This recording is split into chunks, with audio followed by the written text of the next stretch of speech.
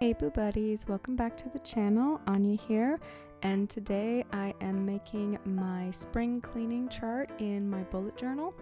So it's spring.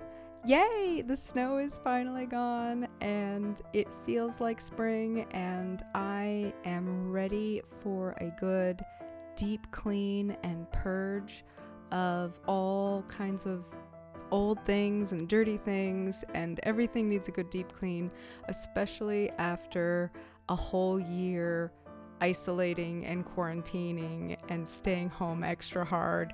And yeah, like normally a spring cleaning is needed after a winter of staying inside for a few months, but let's be honest, we've all been staying inside for the last, oh goodness, are we in month 13 now? Oh no, it's been a while. So everything is ready for a good deep clean, especially now that it's warmer and the vaccines are coming out. So I'm ready, and I am using the back pages of my bullet journal.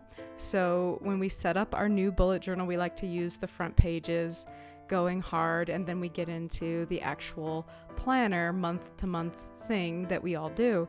And my bullet journal is going to end at June, and then I have some pages left over. So I decided to go ahead and use these back pages for some of these other projects. So I'm using this for my spring cleaning chart.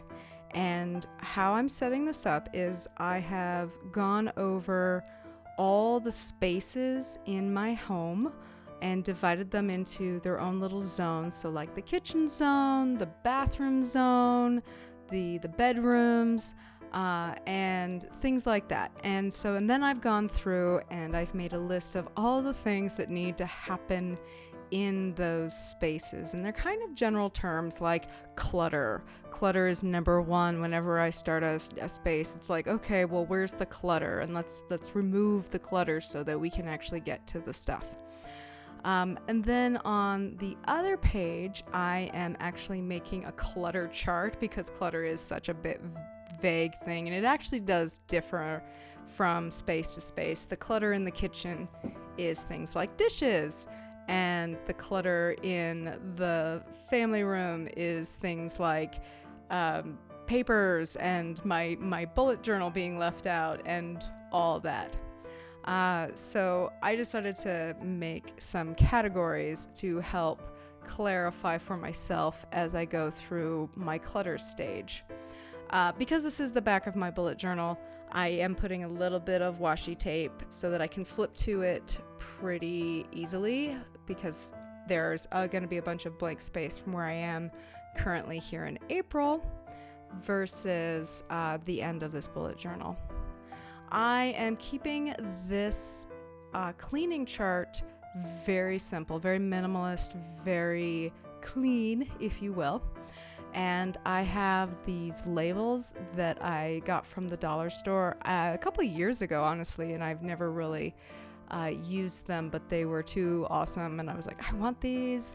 And they might have something similar now at the Dollar Tree, but that's where I got these, and they needed to be used. So they have this craft brown paper look, but they're actually slick, which is why to write on them I'm using a Sharpie marker instead of one of my other pens that I would normally use on just straight up paper.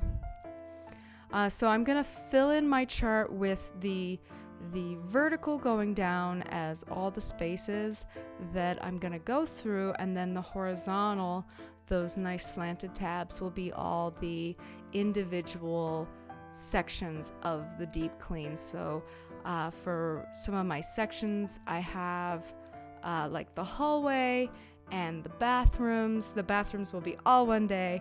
I have stairs in my house, so the stairs need to be their own section because they generally get overlooked, because we don't think of them as a room, and like we're walking on them all the time. We don't think about cleaning the stairs, but oh my goodness, the stairs need to be cleaned. Everything needs to be cleaned. And then for the individual task items, I have things like sweeping, dusting, cleaning the carpets, painting the baseboards because all my baseboards need to be touched up here and there, and home improvements, and like the clutter chart that I have going on here, where I'm actually going through all the different types of clutter. Like I said, in the kitchen, the clutter is definitely things like dishes, but in the bedroom, it's laundry, and sometimes it's laundry that needs to be cleaned and put away, and sometimes it's laundry that needs to be gotten rid of because it's worn out, or I just don't wear it anymore and it needs to go to the donation. But some things are just things that they don't have a home, and they need a home, and a decision needs to be made. So that's like the clutter categories that I've got going on. What space do you guys feel is like the hardest to clean on just like a regular basis, or just for your spring cleaning goals? I think it's my workspace, my office space, because that is definitely where I'm going to get the most distracted and be like, oh, well, I should be working, not cleaning, or I can't get rid of this. This is for a project. And I'm going to do weird things and probably procrastinate hard. And my office definitely kind of becomes a dumping ground because of that. So that one's going to be hard for me. I didn't have a whole lot of cleaning related stickers. The best I could come up with was this broom from one of my witch Halloween theme sticker sheets, and I really dug it. And I wish I had more that was cleaning related and not just more witch brooms, because that I wasn't feeling that. I was feeling this witch broom.